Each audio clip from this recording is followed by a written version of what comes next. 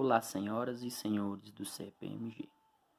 Hoje a gente vai estar estudando sobre Gregor Mendel e a genética.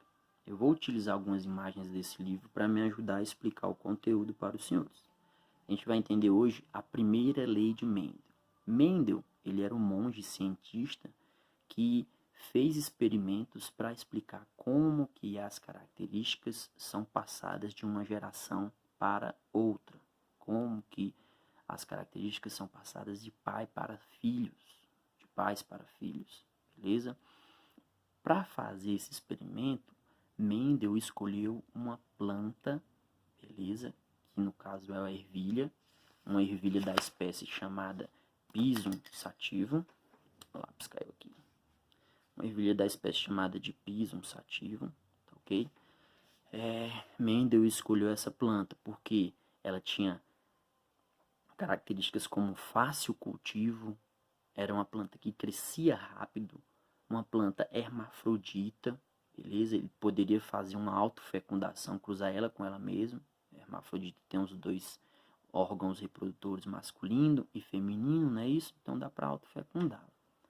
Para fazer esse experimento e observar quais as características que iam ser passadas de uma geração para outra, Mendel separou algumas das características que ele considerou como fácil de distinguir, de diferenciar. E aí foram essas as características. A altura da planta, ele viu que tinha plantas que eram altas e plantas baixas, e isso era bem fácil de diferenciar. Cor da vagem, aspecto, cor da semente. Tinha plantas que produziam semente amarela, plantas que produziam semente verde.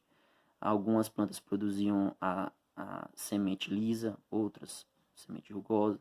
E ele fez o experimento para observar como essas características eram passadas de uma geração para outra. Beleza? Então, senhores, Mendel foi observando uma por uma, cada uma dessas características, como que elas eram passadas. E aí, a gente vai escolher aqui a da cor da semente.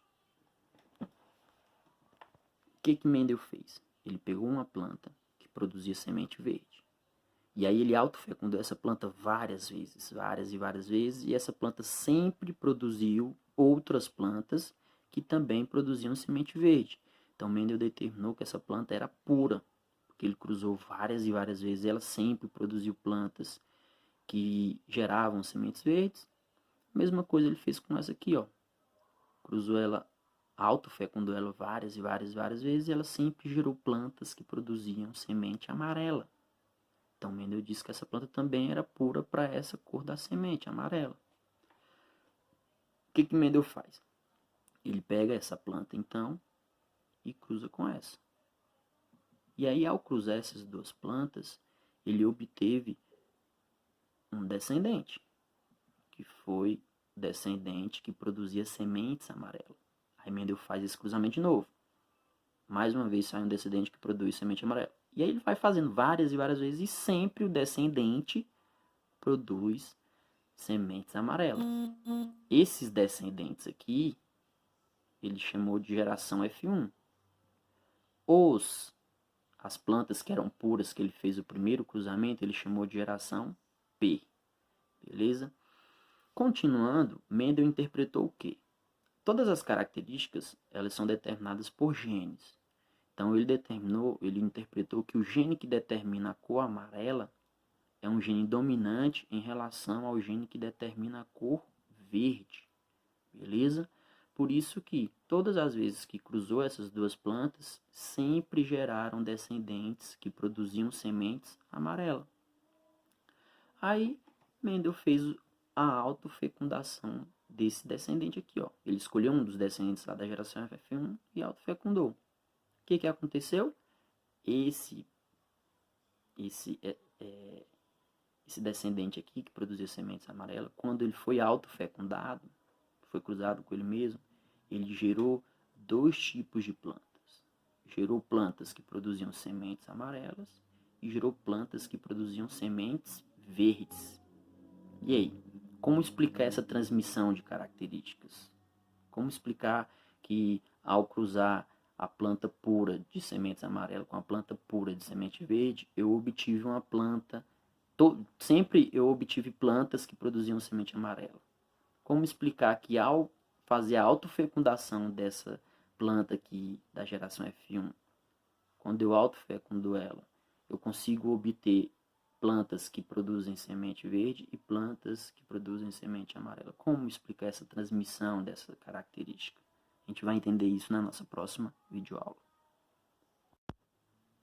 Então, senhores, continuando a nossa videoaula, a gente vai então entender como que ocorreu a transmissão dessas características de geração para geração.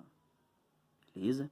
Como que a geração F1, os descendentes aqui, as plantas da geração F1, conseguiram ter descendentes que produziam sementes de cor verde e sementes de cor amarela. Inclusive, esses descendentes aqui da geração F1, eu chamo de geração F2.